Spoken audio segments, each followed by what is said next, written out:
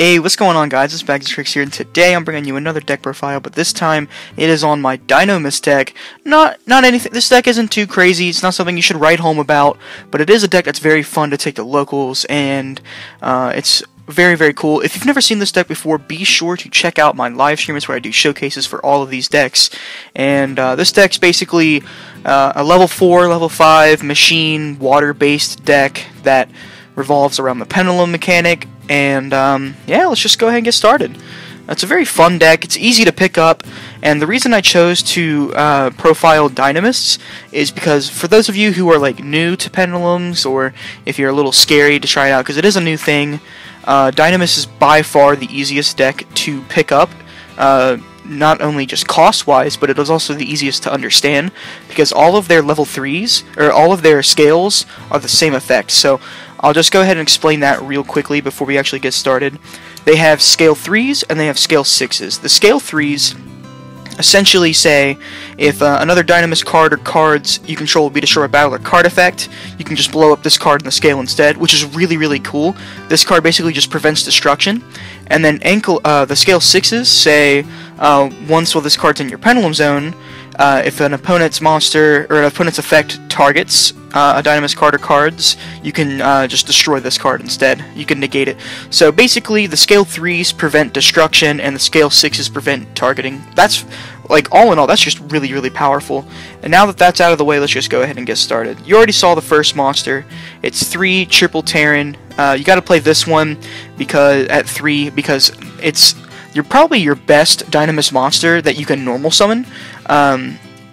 Basically what he says is he's a scale 3, and his monster effect says when he destroys a monster by battle, you can add a Dinomist card from your deck to your hand. So it's basically your searcher for the deck in monster form anyway, because we do run a spell card that searches our cards for us, but you have to play Dinomist Terran at 3 because it's just your best overall normal summon.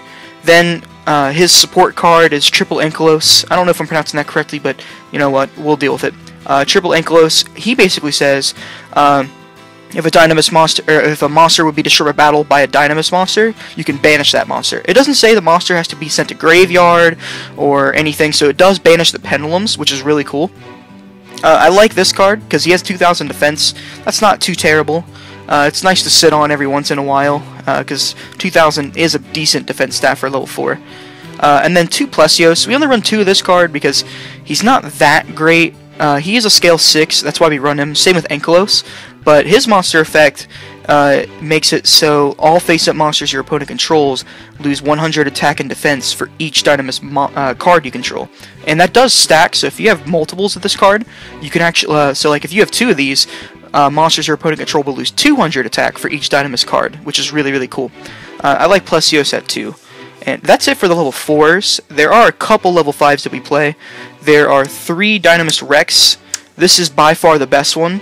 We do run this in like a 3-2 ratio on our Dinomist level 5s. We run 3 Rex and 2 Spinos and then 1 Brachion. And I'll just go ahead and explain Rex first before we move on. Rex is the best one out of all of the Dinomist monsters because he's a scale 6, which is really cool. He's a level 5, so we have access to Cyber Dragon Infinity because he's a machine. But his effect is if this card attacks, after that damage step, you can tribute another Dinomist monster you control and activate one of his effects. So his first effect allows him to make a second attack on an opponent's monster, and if it's a defense position monster, it does piercing. So that's really cool. He can do some nice little damage there. But his other effect is why you play him. It shuffles a card from your opponent's hand or on the side of their field into the deck, and then he gains 100 attack. It does not target, so that's really, really important. So you can, if you're playing against Cosmo, you can, you know, shuffle back that Dart Destroyer and not have to worry about it, which is really, really cool. I love Rex because he's just your best monster. And then, like I said, we do play 2 Spinos. You have to play 2 of him. He's your second best Dinomist monster. His effect is you can tribute another Dinomist monster, and it doesn't say that you only can do this once per turn, so you can actually tribute 2 monsters to get both of his effects. And what's cool about Spinos is his first effect after you tribute a monster, he can attack twice, which is cool. He has 2500 attack, and then the other one is he can attack directly. So if you tribute 2 monsters to activate Spinos' effect, you can actually attack your opponent directly for 5000 damage, which is stupid. It's very, very stupid. I love Spinos. And then he's also a scale 3, which is very important, because we don't run that many scale 3s in Dinomist, because we have to play another engine to incorporate the scale 3s. 2 Spinos, and then 1 Brachion. He's probably the worst one, but honestly, you only use him because he has a Cyber Dragon effect, and he's also searchable. If your opponent controls the highest attack monster, and you do not already have a Brachion on board, you can just special summon this from your hand. So, that's not too bad. It does allow us to make Infinity rather easily, and so we just play the 1. He does break at multiple copies, though, but he's a scale 6, which is important, too. And then that's it for the Dinomist monsters. Another monster that we run that's sort of like a tech card is Performapal Stamp Turtle. Okay, this card is actually pretty cool because it's a water, which is very important. We only run 1 copy because, like, odds are we're not going to use this card every game. But what's cool is because he's a water, if we dead draw this card, we can just shuffle it back into our deck with Moray of Greed, which is really cool. But also what he does is his effect says you can target up to 2 face-up monsters on the field and increase their levels by 1. So you can use this very offensively or defensively. You can use this offensively by targeting 2 of your level 4 Dinomists, increase them to level 5, and then you have access to Infinity right there. Or what you can do is use this on your opponent's monsters, so that way they can't, manipulate their levels with, like, XYZ summoning or synchroing and stuff like that. Once I was actually, just a little fun fact, I was actually playtesting this deck at locals, and I had a Stamp Turtle on board, and my opponent just normal summoned a Sage, and he passed his turn because he couldn't do much. So he just summoned Sage, and I used Stamp Turtle's effect on Stamp Turtle and Sage, made his Sage level 2, and then he couldn't even synchro with it, which is really cool. I like Stamp Turtle just for the fact that it's, level 4, water, and it can manipulate levels, which is very powerful. The level 4 does come up as well, because he's level 4 in water, you can actually make Bahamut Shark with this, which is really cool. And then we do run the Draco Slayer engine with 1 Luster, 1 Lector, 1 Master, and 2 Vector. I would play, if I had a second copy, I'd play 2 copies of Master, because Master is just very powerful in general, but your Pendulum matchup, any Pendulum matchup is actually really difficult for this deck because they just have a very extensive grind game. So we used cards like Vector and Lector just to negate their Pendulum effects and to negate their Pendulum monster effects. So that's why we play Vector and Lector. And then Luster, just because, he is probably the best Pendulum monster in the game. You blow up another Pendulum monster in your scale to search another copy of that same card, which is really cool. And he's also a tuner, so we have access to Ignister there. And then Master, he blows up the other scale or himself in the scale, so that way you can free up Pendulum space, which is really cool. I like Master, but if I did have 2 copies, I'd play 2 copies of this. So that's it for the Draco Slayer engine, as well as all of our monsters. On to our spells. We play 3 Dinomist Charge. This is by far your most important card in the deck. Basically what this card does is it is a Fire Formation tanky for your deck. It searches every Dinomist monster that you need, which is really cool. And then also, if a Dinomist monster leaves the field to your extra deck face up, you can actually add that card back to your hand. It's mandatory, and even though it says it's once per turn, it's actually a mandatory effect. So if you have 2 of these on board, and your opponent does something like, I don't know, they Regeki you, right? You have 2 Dinomist monsters, both of the charges will trigger at the same time, and you'll actually add back both of the Dinomist monsters, which is really cool. You have to play Dinomist Charge at 3. Like, there is no exception. You must play this at 3.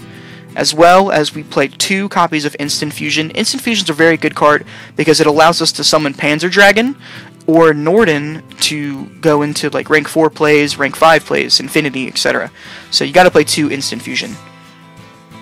And then for our like back row removal as well as our Scale Popper, we play 2 Pendulum Storm and then just 1 Mystical Space Typhoon. Twin Twister's not that good in this deck just because you don't want to discard a lot. So that's why I have MST in here. And then Pendulum Storm, it'll unclog your scales, as well as destroy a spell or trap card your opponent controls, which is nifty. Also, this card triggers Dinomist Charge, because if a Dinomist monster is in your scale, the scale gets blown up, it leaves the field, and so charge activates, you add that card back to your hand. So very, very powerful card. I love Pendulum Storm. And then one Draco Face-Off, because it's at 1, so you have to play it. It searches your Luster, your Lector, your Master, your Vector. It searches whatever you need, which is really, really cool. And then 2 Moray of Greed. You play this card basically because if you dead draw some Dinomist monsters and you can't do anything, you can at least put them back into your deck so you can draw 3 cards. Moray of Greed's pretty good. And then that's it for the spells. Onto the traps. We play 2 Dinomist Rush. This card's very, very good because it allows you to special summon a Dinomist directly from your deck, and then it makes that monster unaffected by everything for the turn, which is really cool. Also, the monster will be destroyed at the end phase, meaning it goes to the extra deck, which will trigger your Dinomist Charge, which is very, very powerful.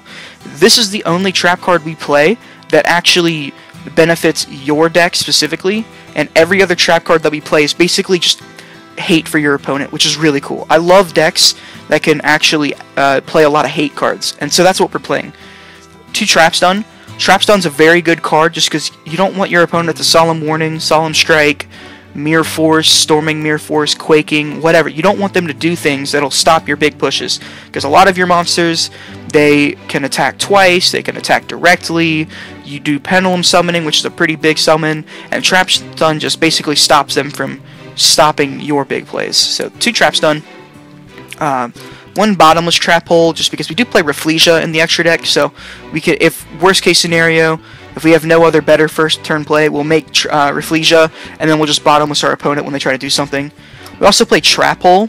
It's a very old card, but if you have Floodgate Trap Hole, you could play that card instead. I just play Trap Hole just because, you know, sometimes you just gotta destroy the monster. You don't want to banish it, just because some decks can play around the banish zone, and maybe they can't play from the graveyard, so that's why we play Trap Hole. Then we play 1 Ring of Destruction, very old card as well. Basically, just does some burn damage to your opponent, as well as it stops them in their tracks. Same with Torrential Tribute, stops them in their tracks. And then 1 Solemn Warning with 3 Solemn Strikes, making it a 43 card main deck. You just want to stop your opponent from summoning monsters. And that's it for your main deck. Onto your extra deck, we play, for the rank 4s, 1 Gear Gigant X. It searches all of your level 4 monsters, or all of your level 4 machine monsters, so all the Dinomists, which is really cool. And also, it can add the cards back from the graveyard, so if you have like a dead Dinomist Terran in your graveyard, you can actually add it back to hand with Gear Gigant X, which is kind of cool. 1 Daigusto Emerald, just because it can shuffle back the dead cards that are in your graveyard, as well as let you draw a card. 1 Bahamut Shark, however you pronounce it, because in the next set we will be getting Tree Toad, and Tree Toad is a very, very powerful card that just negates whatever you want, and it allows you to set that card to your side, and Tree Toad recycles itself, so Bahamut Shark's not actually dead, and you just gotta play Tree Toad, it's so stupid. And then we also play the 1 Trap Trixx Rafflesia, just because it's a very, very good defensive monster for turn 1. 2500 defense is not terrible, but the fact that it can just Bottomless directly from the deck is just really, really cool. Then we play 1 Utopia, because we play Lightning, very, very powerful combo there. 1 Magnaliger, just because it can blow up monsters. 1 Durandal, because I do think that this is probably the best rank 5 in the game, just because I can either shuffle back my dead hand, or if my opponent searches a lot, shuffle back their hand, or I can force my opponent to negate to destroy my spell or trap cards instead. So there's that.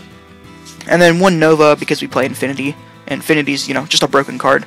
The fact that this deck can make Infinity, Tree Toad, and Ignister is kind of dumb. Speaking of Ignister, we play Ignister. It's a very, very good card.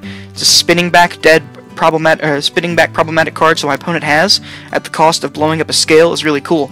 This card actually triggers Dinomist Charge if the card that you blew up in scale was a Dinomist monster, so that's good to know.